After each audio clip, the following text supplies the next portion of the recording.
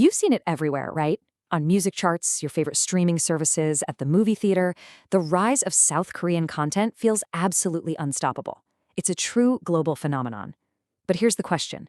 Is this just some kind of creative magic? Or is there a deliberate, calculated strategy behind it all? Well, today, we're going to dive into the blueprint. Okay, let's just start with a number that really sets the stage. In 2022 alone, South Korea's content industry brought in over 151 trillion won. To put that in perspective for you, that's well over 110 billion US dollars. So yeah, this is not some niche market. We're talking about a massive economic engine. And what's really wild is the journey to get there. This was not an overnight success story. I mean, just look at that growth. It goes from 53 trillion won back in 2004 and nearly triples by 2022. A lot of this actually goes back to a conscious decision after the 1997 Asian financial crisis. They decided to build new, high-value export industries, and culture was chosen as a key pillar. This chart right here is the result of that incredibly successful long-term bet. Which, of course, brings us to the big question. A surge like this just doesn't happen by accident. So how did they do it? What is the blueprint behind this cultural and economic powerhouse? So here's our game plan for the next few minutes. We're going to break down that blueprint piece by piece.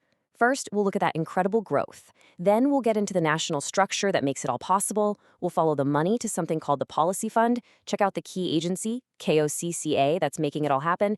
And finally, we'll boil it all down to the key lessons from this entire strategy. Exactly. So let's start with that global impact. I mean, the domestic numbers are impressive, sure, but the export performance is where you can really see this strategy paying off in a huge way. Get this. In 2022, South Korea exported over $13.24 billion worth of content. And that's the whole shebang. Games, music, TV shows, films, you name it. It's a seriously significant part of their national economy. And this chart just brilliantly illustrates their global reach. Now, of course, Asia is the dominant market. Greater China and Japan alone make up over half of all exports. But look at the other slices. North America and Europe together account for nearly 30%. We are talking about a truly global footprint here. Now, this is where it gets really interesting when you break it down by genre.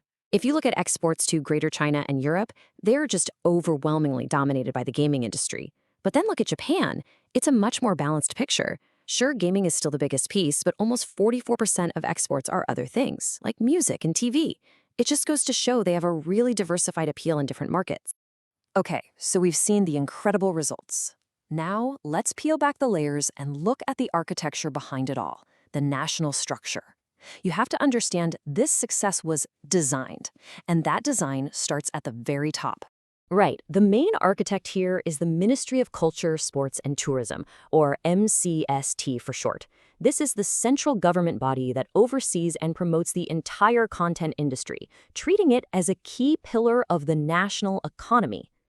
And within that ministry, the real nerve center is the Contents Policy Bureau. You can think of this as the strategic command center. These are the people developing the specific policies and the big initiatives that are guiding the industry's growth. And this whole thing is built on a rock-solid legal foundation. It's not just a bunch of loose ideas. You've got 3 types of laws all working together. General laws that set the mission, fair trade laws to make sure the ecosystem is healthy, and then specific promotion laws for each sector. It creates this incredibly stable and systematic framework for support.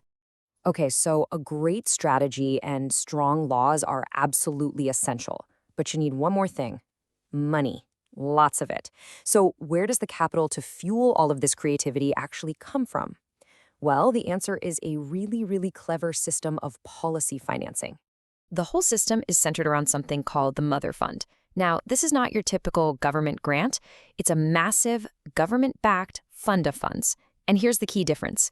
It doesn't try to pick winners by investing directly in a film or a game. Instead, it invests in private venture capital funds. And this slide breaks down that flow perfectly. It's actually genius. Step 1, the government puts money into the Mother Fund. Step 2, the Mother Fund turns around and invests that public money into a bunch of different private VC funds. And then step 3, those VCs, using their own market expertise, go out and find and finance the most promising creative projects.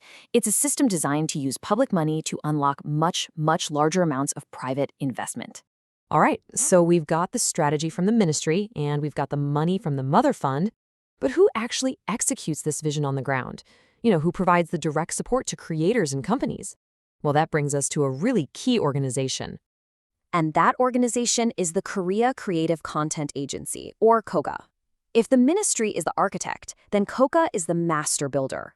It's the single, unified agency that's responsible for putting these support policies into action across every single content genre. And KOCA's role isn't just a suggestion, it is literally written into the law. The Culture Industry Promotion Basic Act explicitly mandates its creation. What that does is give the agency incredible stability and a really clear, powerful mission to support the industry as efficiently as possible. The logic behind creating KOCA in the first place was just brilliant. See, before KOCA, support was fragmented across a bunch of different agencies, all doing their own thing. By consolidating them into one agency, the government eliminated waste, strengthened core functions like talent development, and created a single control tower to execute their national content strategy. So let's bring this all together. We've seen the numbers, the structure, the funding, and the execution. What are the key lessons we can take away from this incredibly successful strategy? I think the biggest takeaway is this. The global success of K-content is not an accident. It is the direct result of a deliberate, long-term, and systematic industrial policy that's led by the government.